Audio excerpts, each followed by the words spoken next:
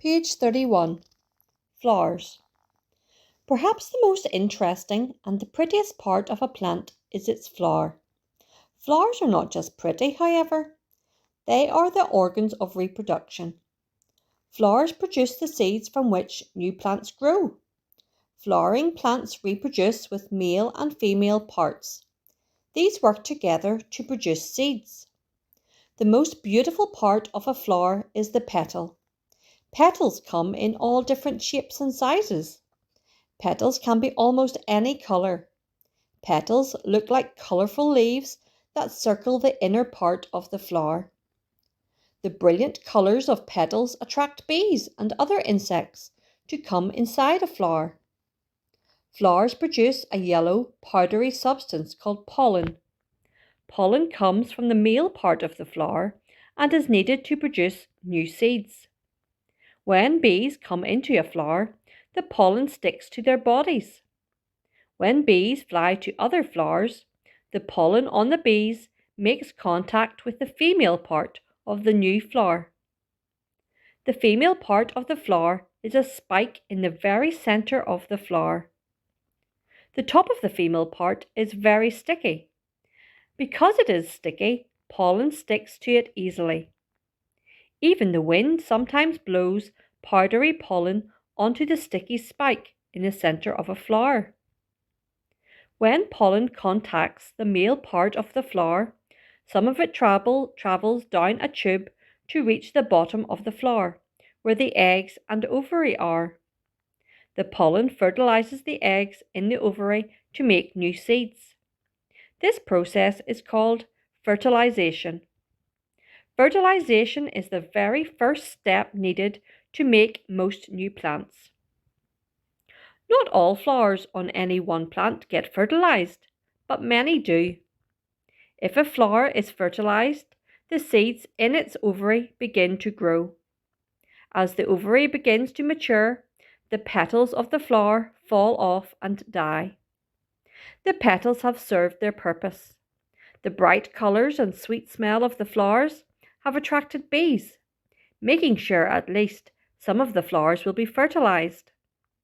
When a fertilized egg matures, it becomes a seed. When an ovary matures, it becomes the fruit. Seeds still live in the ovary. If you cut an apple in half from the stem to the bottom, you will see seeds or fertilized eggs in the centre. An apple is the ovary or edible fruit of an apple tree. When the fruit that is not eaten falls off the plant, the ovary dries up and the seeds go into the ground. Most of the seeds will die, but some will live and grow into new plants, just like their parent plants. Page 33. Photosynthesis. Energy is the ability to do work. People, plants, and animals cannot make their own energy. They must receive their energy from an outside source. Even sleeping takes energy because our lungs and other organs are continually doing work. If people, plants, and animals do not receive any energy, they will die. On the fourth day of creation, God made the sun. And God made two great lights, the greater light to rule the day, and the lesser light to rule the night. And God set them in the firmament of heaven to give light upon the earth.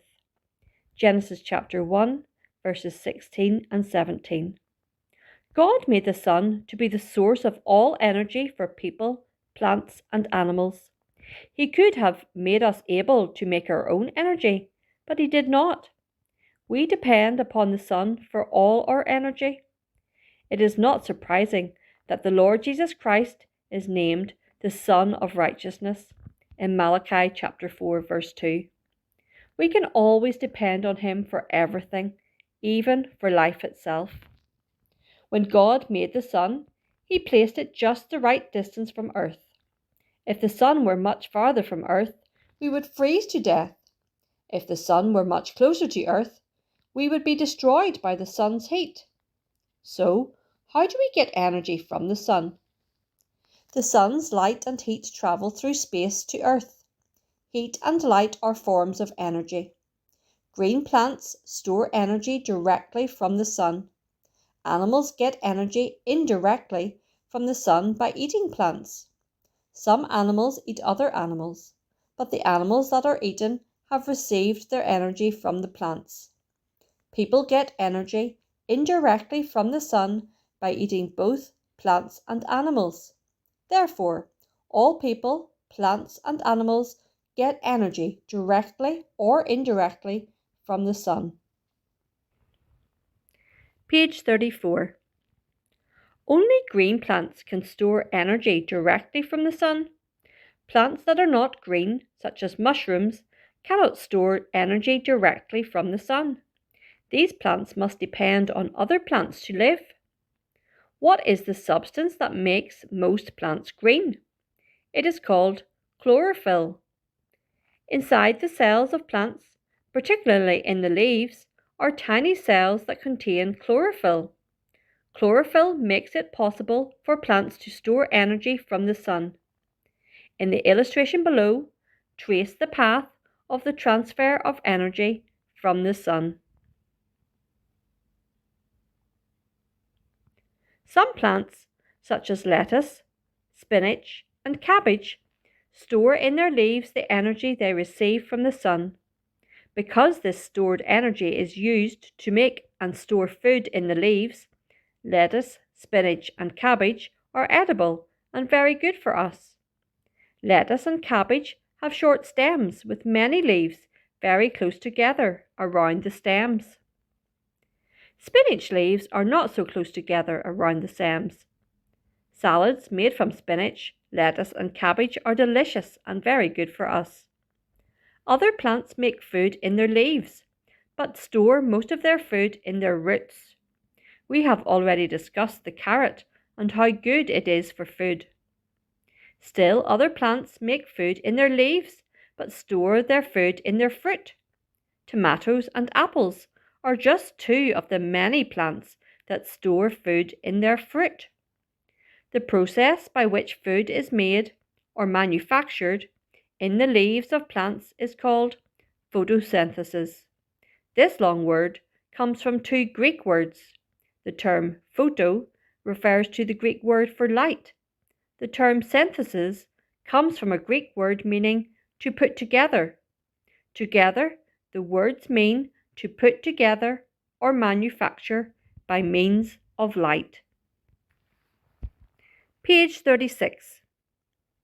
Many people think plant roots manufacture food for the plants. Roots do take in minerals from the soil, which are needed in the leaves, but the actual food manufacturing is done in plant leaves. For photosynthesis to take place, a plant needs four things: sunlight, chlorophyll, carbon dioxide from the air, and water. The green colour of most leaves indicates they contain chlorophyll. God made plants in such a way that they manufacture their own chlorophyll. Plants take in carbon dioxide from the air and water through their roots. The chemical formula that shows what happens in photosynthesis is stated in this way: chlorophyll plus sunlight plus water plus carbon dioxide gives sugar and oxygen. The substances on the left of the arrow are the things used by the plant. The arrow means gives or produces. The arrow is used to show the process without using extra words. The substances on the right of the arrow are the products. Sugar is the food made or manufactured in photosynthesis. This sugar can be stored in the leaves of a plant, as in lettuce or spinach plants, or it can be moved to other parts of the plant, such as roots or stems. Except in the case of one or two plants, the sugar that is made in photosynthesis is not the same as the sugar your mother uses in the kitchen. Study the illustration at the top of the next column showing what happens during photosynthesis. The rays coming from the sun are energy rays. Chlorophyll in the leaves soaks up the energy from the sun.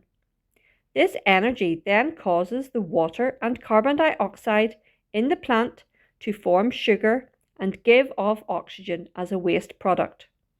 Oxygen is represented by the arrow going out the bottom. An important cycle is constantly taking place. Plants need carbon dioxide and people need oxygen. God made plants to take in carbon dioxide from the air and give off oxygen through photosynthesis, as is shown in the illustration above. He made people and animals to take in oxygen from the air and give off carbon dioxide through breathing.